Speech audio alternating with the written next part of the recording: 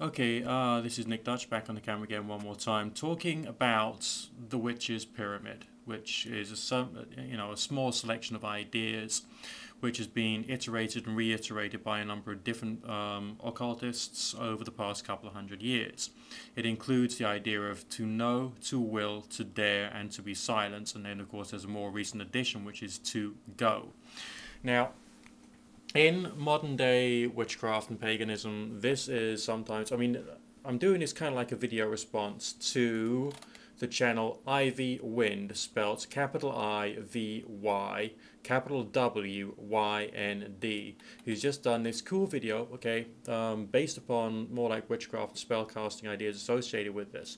But this wasn't, these ideas weren't necessarily intended purely for witchcraft or for the witchcraft religion, and it's my personal opinion on the basis of having read the writings of Crowley, of course, the wonderful Eliphas Levi, and other books, including the ones that Crowley recommended in his course of reading, that these ideas is more to do with politics. If you think about it, the first one is to know, to make sure you've got enough knowledge of the political situation you want to get yourself involved with.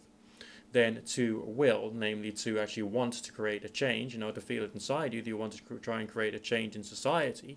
To dare means actually getting out there and doing something, and to be silent either means shutting the heck up and not telling anyone else what you're planning on doing, or it means muddling other people's minds with the things that you say, so you're masking what you're actually going to do. And then of course the idea of to go is just another thing which has been added to it. So it's much more Machiavellian politics than it is actually occultism.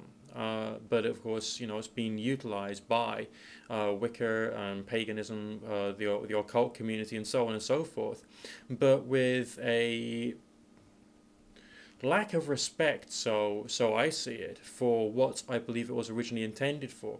When Eliphas Levi was talking about this one particular concept, he also mentioned things like the analogy of opposites, which was a way in which you could look at psychological and political dynamics. All right, he says there's an in-breathing and out-breathing of the soul. So if you experience pain, you'll want to basically try and either get that out of your system or try and redress the balance somehow. This is, of course, popular amongst teenagers who want to try and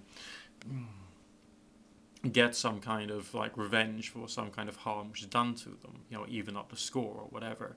That's the in-breathing and out-breathing of the soul. That's not to do with burning candles, doing a circle casting, and all that kind of like weird and wonderful heebie-jeebie type new agey stuff that we all love so well. But people have used the idea in that way, okay? But I think that we need to also think about what this is actually saying when applied to something which is more normal, shall we say, rather than just occultism.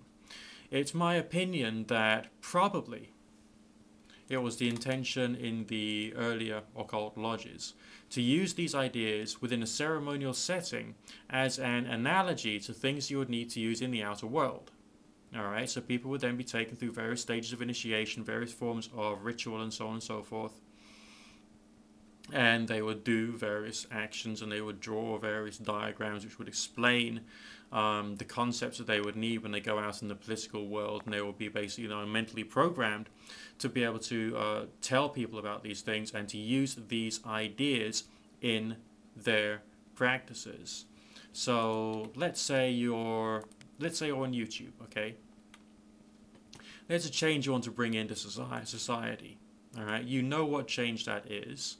You know how to build an audience. You know how to, make really cool videos that attract people's attention.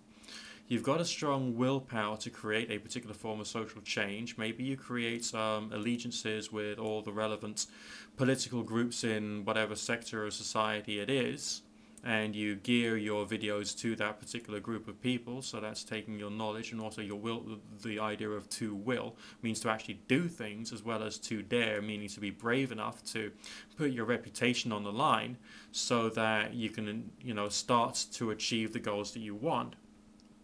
And then to be silent would either mean finding a way of explaining yourself to everybody else in a very liberally minded way, okay, thus to muddle people's mind as to what you're actually trying to achieve, and then of course to go, which means to do it. You know, commit yourself and make sure you're focusing purely upon or primarily upon your task, as well as keeping your audience happy and the rest of it. So this is Machiavellian politics, rather than necessarily something which is to do with occultism.